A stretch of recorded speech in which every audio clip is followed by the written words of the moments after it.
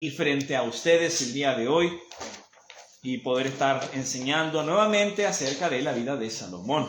Este ya es nuestro tercer mensaje abordando la vida del rey sabio, y todos los mensajes han sido un poco acerca de la sabiduría. El primero era criando un sabio, el segundo mensaje fue eligiendo ser sabio, que fue el de la semana pasada, y estudiamos un poco cómo Salomón decidió escoger la sabiduría.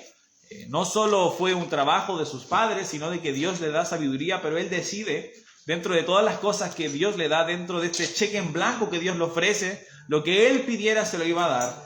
Él decide escoger sabiduría. Un corazón reconoce: soy joven, no puedo gobernar, necesito un corazón entendido para poder discernir. Y a Dios le agrada esto. Incluso le da la sabiduría y las otras cosas que podría haber pedido. Y estudiamos un poco acerca de esto, elegir la sabiduría y la actitud que tenía Salomón al acercarse a Dios. Y hoy día vamos a ver un poco, y yo le puse gobernando o liderando siendo sabio. Cómo Salomón era sabio y cómo nosotros podemos aprender de su trabajo gobernando. Probablemente no vamos a tener la misma sabiduría y conocimiento que Salomón, pero tenemos el privilegio de tener las palabras inspiradas y preservadas de Dios y podemos aprender de lo que nos dice, así que les animo a que puedan aprender y estudiar conmigo. Vamos al primer libro de los Reyes, al capítulo 3. Primer libro de los Reyes, capítulo 3. Vamos a comenzar leyendo desde el versículo 16 hasta el versículo 28. Dice: en aquel tiempo vinieron al rey dos mujeres rameras y se presentaron delante de él. Y dijo una de ellas: ah, señor mío, yo y esta mujer morábamos en la misma casa, y yo di a luz estando con ella en la casa. Aconteció que al tercer día después de dar yo a luz, que ésta dio a luz también, y morábamos nosotros juntas. Ninguno de fuera estaba en casa, sino nosotras dos en la casa. Y una noche el hijo de esta mujer murió porque ella se acostó sobre él. Y se levantó a medianoche y tomó mi hijo de junto a mí, y estando yo tu sierva durmiendo, y lo puso a su lado, y puso al lado mío su hijo muerto. Cuando yo me levanté de madrugada para dar el pecho a mi hijo, he aquí que estaba muerto, pero yo lo observé por la mañana y vi que no era mi hijo, el que yo había dado a luz. Entonces la otra mujer dijo: no, mi hijo es el que vive y tu hijo es el muerto.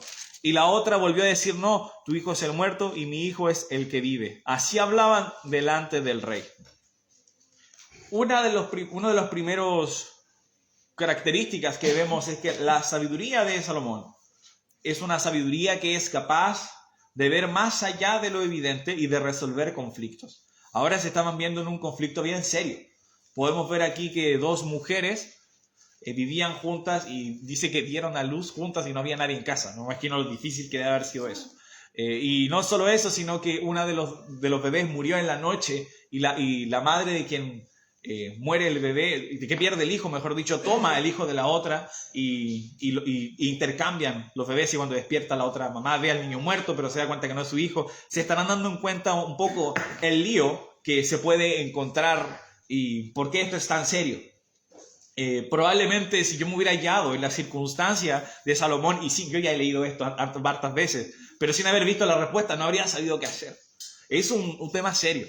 Y cuando todos nosotros en algún momento lideraremos, ya sea hogares o trabajos o incluso iglesias, vamos a tener roles importantes en esos lugares, vamos a tener que resolver conflictos, porque noticias que no se van a esperar.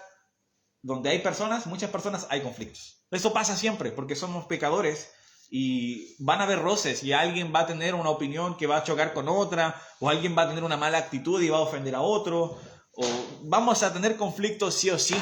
Y nosotros nos damos cuenta de que aquí Salomón está enfrentando este conflicto muy duro, muy difícil. No podría ver qué podría hacer ahí. Y Salomón, vemos la decisión que toma. En el 23 dice: el rey entonces dijo: esta dice, mi hijo es el que vive y tu hijo es el muerto. Y la otra dice: no, mas el tuyo es el muerto y mi hijo es el que vive. Y dijo el rey: traedle una espada. Y trajeron al rey una espada. Enseguida el rey dijo: partid por medio al niño vivo y dad la mitad a una y la mitad a la otra. Ahora, esto suena a una solución bastante sádica. Yo creo que si alguien se estuviera peleando por un billete de 1000, no se nos ocurriría partir un billete menos un niño. Pero aquí el objetivo de Salomón no era resolverlo de manera matemática, como que cada uno se lleve la mitad de un niño, sino que él quería ver las intenciones, trató de profundizar más. Salomón hace esta pregunta para poder ver la reacción de ambas mujeres. Dice, entonces la mujer, de quien era el hijo vivo, habló al rey, porque sus entrañas se le conmovieron por su hijo.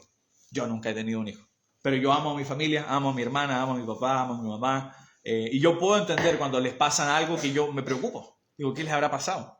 Me acuerdo cuando hace no mucho mi hermana tuvo un pequeño accidente en el colegio, nada grave, pero mi mamá me dijo, no, se cayó y le hicieron como 12 puntos en la cabeza. Y dije, 12 puntos. Ahora, después me explicó que no es que se fue una herida así, sino que cuando se juntan los tejidos, entonces son hartos puntos adentro y luego fuera en la piel exterior. Entonces no era tan grave. Pero yo me preocupé. Dije, oh, ¿qué le habrá pasado? Entonces, esta madre, mucho más, al saber, escuchar lo que el rey había dicho, dice que se le movieron sus entrañas. Yo creo que aquí muchos padres entienden esa sensación. Dice, Señor mío, dad a esta el niño vivo y no lo matéis. Mas la otra dijo, ni a mí ni a ti, partidlo. Entonces nos damos cuenta de las actitudes. Una en realidad lo que quería era ganar sobre la otra. Básicamente había un resentimiento ahí.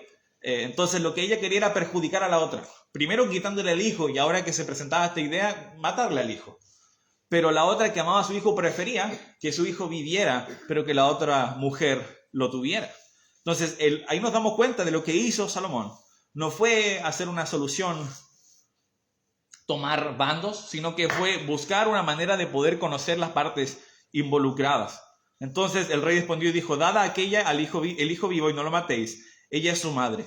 Y todo Israel oyó aquel juicio que había dado el rey y temieron al rey, porque vieron que había en él sabiduría de Dios para juzgar. Es importante que nosotros tengamos un discernimiento para poder reconocer lo bueno y lo malo. A veces, como les digo, van a haber conflictos y como líderes ustedes van a tener que ver conflictos entre sus hijos, conflictos de nuevo en la iglesia, entre compañeros de trabajo, y nos damos cuenta de que Salomón inmediatamente no tomó un bando, no toma una decisión basada en sentimientos. Él evalúa la situación y trata de ahondar un poco más. Voy a leer un versículo en Proverbios, no lo tienen que buscar. Dice, el corazón del entendido adquiere sabiduría y el oído de los sabios busca la ciencia. Salomón dijo, voy a ver qué más hay en este caso. En vez de tomar una decisión apresurada, decidió investigar. Es muy importante que cuando nosotros tomemos decisiones donde estamos resolviendo conflictos, nosotros entonces busquemos poder entender la situación mucho mejor que simplemente lo que me dice una persona y lo que me dice la otra. Porque cuando tomamos decisiones así, podemos afectar grandemente a alguien, o a grupos, o a entornos.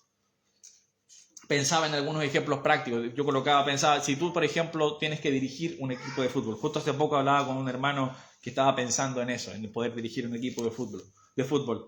Y el fútbol es un deporte donde hay mucho roce, entre compañeros y entre otros. Y vas a tener que lidiar con conflictos. Y es fácil tomar un lado. A lo mejor tú conoces más a un jugador o estás más involucrado porque este es un familiar.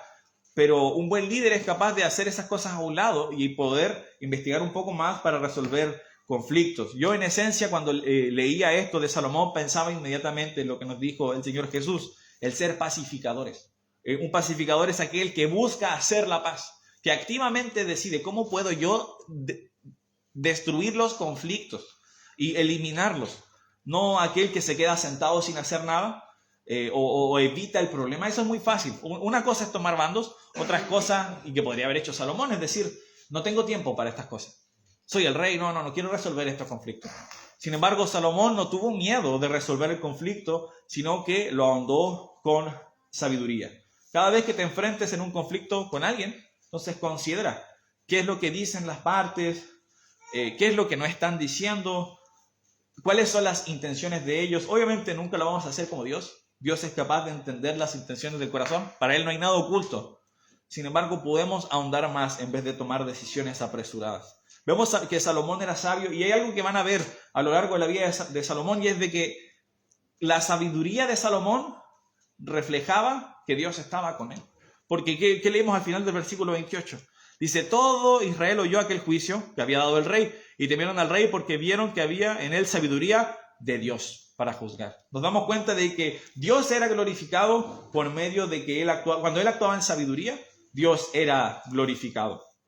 Les voy a pedir que me acompañen al capítulo siguiente, el capítulo 4.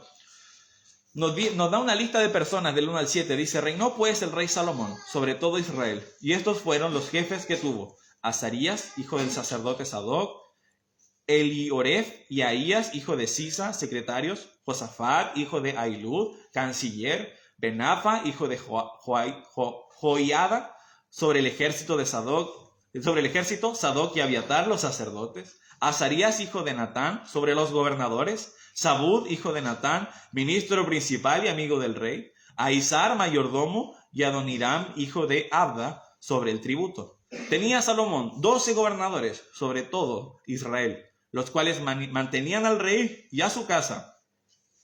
Cada uno de ellos estaba obligado a abastecerlo por un mes en el año. Nos damos cuenta de que la sabiduría de Dios es ordenada y está puesta al servicio de otros. Es un patrón que tú vas a ver a través de toda la Biblia. Dios es un Dios de orden. Por ejemplo, cuando tú ves las instrucciones en el Nuevo Testamento para el uso de los dones milagrosos que tenía, lo puedes ver, por ejemplo, en 1 de Corintios. Y al final del capítulo 14 dice: pero todo hágase decentemente y en orden. A Dios le agrada el orden. Y nos damos cuenta que ahora la sabiduría que Dios le había dado a Salomón se refleja en un reino ordenado. Y no solo un reino ordenado, sino que era un reino próspero. Si tú lees el versículo 20, dice: Judá e Israel eran muchos, como la arena que está junto al mar en multitud, comiendo, bebiendo y alegrándose. Ahora, sin entrar en política, si tú ves todos nuestros gobiernos, izquierda y derecha, siempre hay gente que dice que algo está mal. Siempre alguien está haciendo algo mal. Por lo que te darás cuenta que gobernar a una nación no es fácil. Entonces, que nos diga el versículo 20 que el pueblo era mucho, como la arena que está junto al mar, en multitud.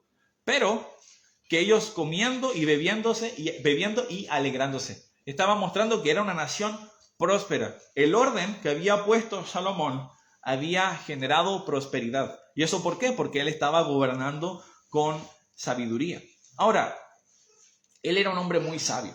Y a veces quizás cuando una persona es sabia y experimentada, la Biblia enseña que el conocimiento puede envanecernos. Y qué fácil puede ser tener el deseo de hacerlo todo yo. Yo lo voy a hacer todo. Nos damos cuenta de que Salomón no hace eso, sino que, como leímos del versículo 1 al versículo 7, delegó funciones. Ellos van a encargarse del tesoro, designó a 12 gobernadores para que empezaran a poder reinar esas 12 zonas de Israel y poder mantener al rey mensualmente. Entonces, la sabiduría verdadera no es alguien que acumula el poder porque es inteligente y sabe más que otros, sino aquel que es capaz de delegar las funciones que son importantes. ¿Por qué menciono esto? Yo estudiaba un poco y recordaba cuando nosotros viajamos a Estados Unidos, fuimos a una conferencia en Oklahoma, la conferencia de varones, y durante esa conferencia teníamos sesiones, pero durante la hora de almuerzo hubo una sesión especial para pastores. Y yo pude asistir también porque como soy asistente de pastor y fuimos el pastor por la iglesia de Coyhaique, yo por la iglesia de Aysén. Y estuvimos escuchando acerca del pastor organizador y el pastor de la iglesia que organiza eso, un poco de consejería práctica. Y no se me olvidó algo que él enseñó, que era que él tenía también pastores asistentes que le ayudaban en todo eso. Él, cuando le preguntaban algo, nunca respondía sí o no. Y ahora, ¿por qué? Porque obviamente, si tú cuando llegas al culto, quizás llegas a las 12 y está todo listo, ¿no? Pero, por ejemplo, hay personas que se encargaron de hacer aseo, a veces nosotros movemos un poquito las sillas, organizamos la música, y en ese proceso surgen preguntas. Por ejemplo, el ejemplo que yo había puesto aquí para recordar, yo le pregunto al pastor, ¿cómo están las sillas? Y él nunca me dice, ¿están bien o están mal? Él me explica, yo quiero que las sillas sean así. Y me empieza a explicar por qué. De hecho, si te has dado cuenta, las sillas siempre están de una manera muy similar. El espacio entre cada una de las filas es para que una persona se pueda sentar y la otra persona pueda pasar por el frente caminando sin tener que pasar, como un cangrejo por al lado. no tienen que hacer eso. También no están juntas la una con la otra para que uno no tenga que estar codeándose con la persona al lado cuando saca el celular, saca la Biblia. Ahí se están codeando. Eso no pasa si separamos bien las sillas. También tratamos de ocupar el espacio de manera inteligente. Por ejemplo, para el aniversario la configuración de las sillas fue diferente porque iba a haber mucha gente. Y hay otros días en los que... Gracias, Rodrigo. Hay otros días en los que no es necesario expandir tanto el espacio. Entonces, yo podría decirle, pastor, ¿están bien las sillas? Y él me podría decir sí, o podría decirme no. Pero él decide ahondar más. Y el pastor que estaba predicando en Oklahoma hablaba un poco acerca de eso. Y nos decía cómo muchas veces sus asistentes le decían, pero pastor, dígame sí o dígame no. Pero el pastor respondía con más, para que ellos pudieran desarrollar esa capacidad de pensar y de decir, el pastor hace esto de esta manera por este motivo. Y ahora, esto es desde en el contexto eclesiástico pastoral, pero en casa también. Obviamente, cuando uno es niño y uno es hijo, uno obedece a los padres porque la Biblia lo dice. Y la verdad no necesitas otro motivo que ese. La Biblia dice que debes obedecer a tus padres. Si tu padre te da una instrucción o una orden, tú le haces caso porque debes obedecer a Dios y por lo tanto debes obedecer a tus padres. Sin embargo, es muy bueno cuando los niños no solo obedecen a los padres porque papá lo dijo, mamá lo dijo, sino porque entienden por qué le están dando las instrucciones. Entienden por qué la familia hace ciertas cosas de cierta manera. ¿Por qué la familia va a la iglesia todos los domingos? Probablemente va a haber días en los que los niños van a decir no voy y tú dices no, vienes porque yo mando y vives en mi casa. Eso está bien. Sin embargo, es bueno que los niños entiendan, nosotros vamos a la iglesia porque amamos a Dios y amamos obedecer sus mandamientos. La Biblia enseña que nosotros no debemos dejar de congregarnos. Entonces, es muy bueno poder, conectando de nuevo con Salomón, aprender a educar a otros para que luego ellos se puedan encargar de las cosas. Aprender a delegar funciones. Como él delegó y distribuyó a personas sabias, el pueblo fue exitoso y la gente vivía alegremente comiendo y bebiendo. Ahora, la sabiduría de Salomón no solo era en cuanto a gobernar, Dios le dio mucho conocimiento. Si me acompañas ahora en el capítulo 4, al versículo 29, 30, dice, y Dios dio a Salomón sabiduría y prudencia muy grandes, y anchura de corazón, como la arena que está en la orilla del mar. Era mayor la sabiduría de Salomón que la de todos los orientales y toda la sabiduría de los egipcios. Aún fue más sabio que todos los hombres, más que Etán, Esraíta, que Emán, Cacol y Darda, hijos de Maol, y fue conocido entre todas las naciones de alrededor. Y compuso 3000 proverbios, y sus cantares fueron 1005. También disertó sobre los árboles, desde el cedro del Líbano hasta el hisopo que nace en la pared. Asimismo disertó sobre animales, sobre las aves, sobre los reptiles y sobre los peces. Nos damos cuenta de que la sabiduría de Salomón no solo se extendía, él conocía mucho de todo. Y yo pensaba en esto, en conocer mucho, un poquito de todo. Y ¿sabes qué? Eso es muy sabio. Es muy sabio cuando tú tienes el trabajo de liderar algo, poder manejarte en muchas áreas. Yo lo pensaba, justo el día de ayer pude visitar a una persona que me gustaría que viniera a la iglesia, un profesor del Lyon College. Y él, fui a su casa y su casa la hizo él solo. Él solo trabajando con su familia y con sus hijas. Y fue aprendiendo en el camino. Y él me decía, por ejemplo, esta parte fue la primera que hicimos. Y me mostraba por qué no estaba tan bien hecha. Pero después fuimos a la segunda planta. Me dijo, ahora yo ya sabía cómo hacer esto. Entonces él sabía de electricidad, sabía de construcción. ¿Por qué? Porque ese conocimiento le fue útil. Y a Salomón el conocimiento que él tenía no solo era, de nuevo, sabiduría para discernir. Él era capaz de conocer muchas áreas. Y eso es muy práctico en la vida diaria. Poder conocer acerca de mucho para poder utilizarlo en el servicio.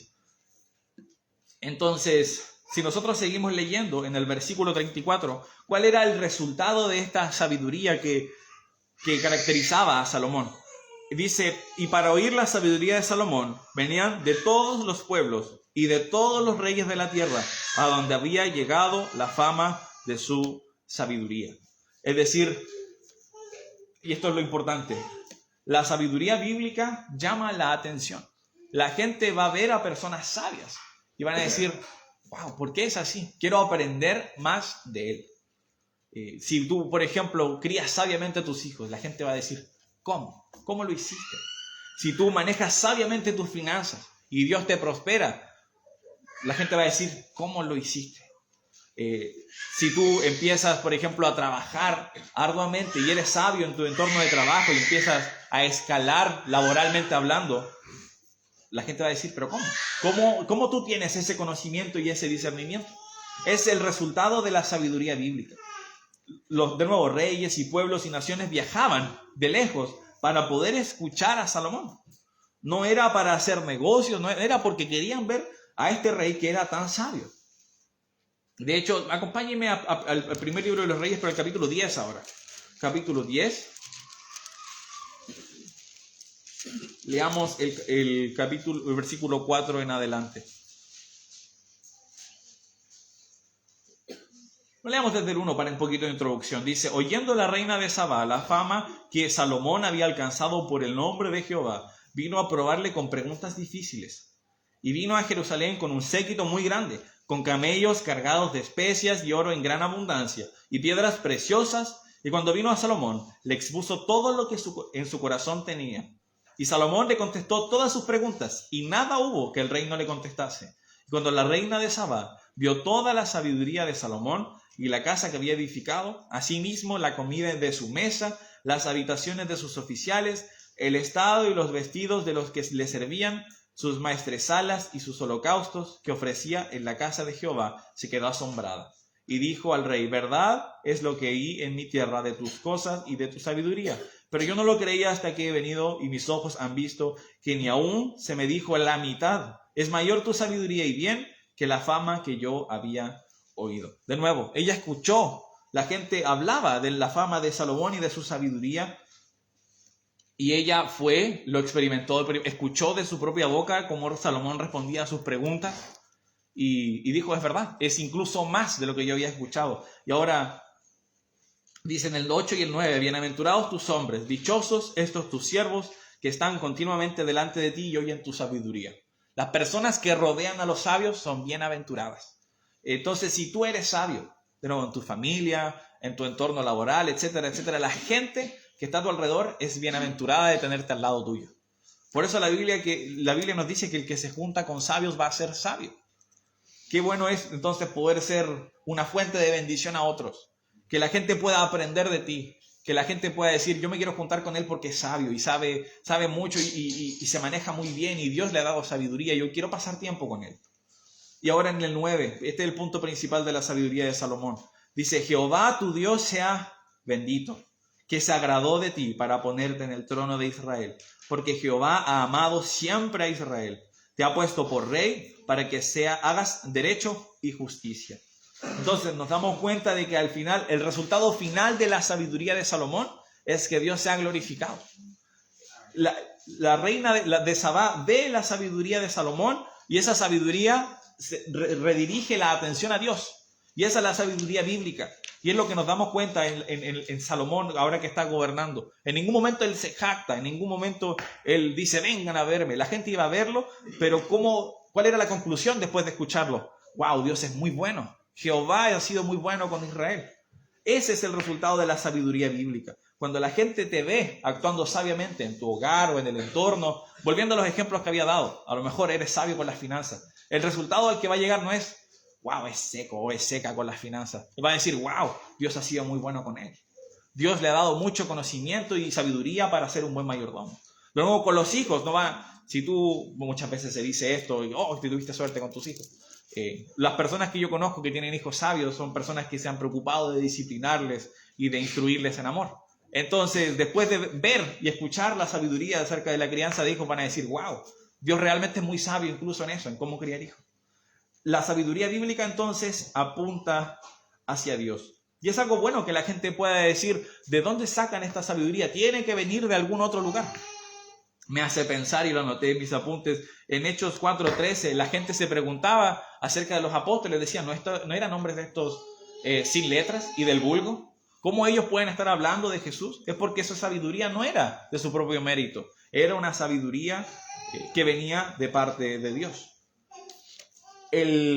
principio de la sabiduría es el temor de Jehová. Es por eso de que la gente se da cuenta, cuando ven la sabiduría genuina, esto viene de Dios.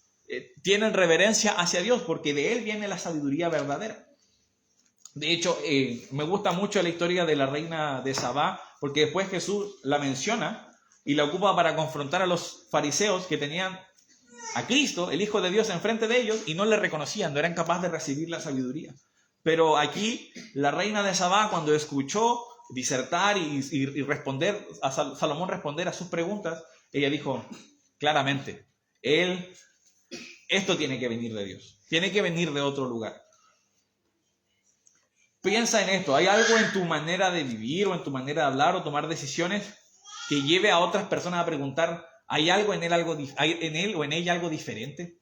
La gente al ver tu vida y cómo te desenvuelves, la gente dice, efectivamente, él o ella es sabio, pero es una sabiduría más allá. Hay algo en él diferente que me hace querer saber de dónde lo ha obtenido.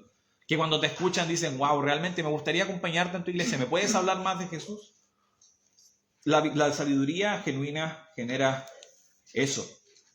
Entonces, es muy importante, para ir resumiendo los puntos, ver lo que otros no ven, resolver conflictos de manera sabia. Las personas sabias son pacificadoras, resuelven los conflictos. Ahora, las personas sabias no son personas que acaparan el poder, sino que son aquellos que son capaces de distribuir y delegar las funciones. Y finalmente, las personas sabias atraen a otros a Dios. La sabiduría genuina es un imán a otros para que la gente alabe a Dios. Me gustaría que leyéramos un último versículo para poder terminar en Santiago capítulo 3, el versículo 17. Santiago 3, el versículo 17.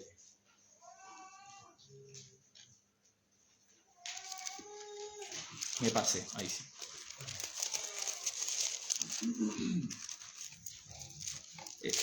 El capítulo 3 y el versículo 17. Ahí está. Dice, pero la sabiduría que es de lo alto es primeramente pura, después pacífica, amable, benigna, llena de misericordia y de buenos frutos, sin incertidumbre ni hipocresía. La sabiduría que tenía Salomón era esta sabiduría que viene de lo alto. Nosotros también podemos gozar de esa sabiduría.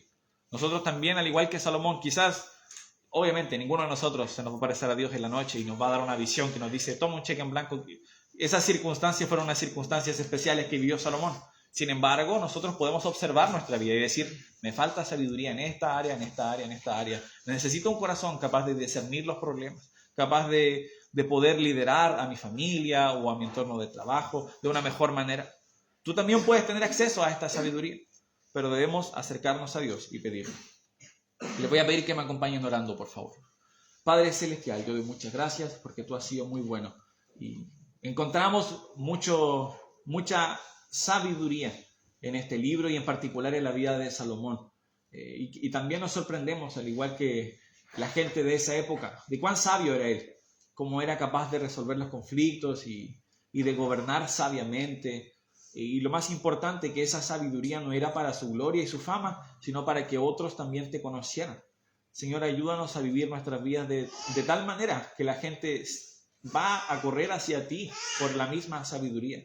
Que la gente busque a Cristo por nuestras vidas que han sido vividas sabiamente. Necesitamos hacer esto. Oramos estas cosas en el nombre de tu Hijo Jesús. Amén. Amén.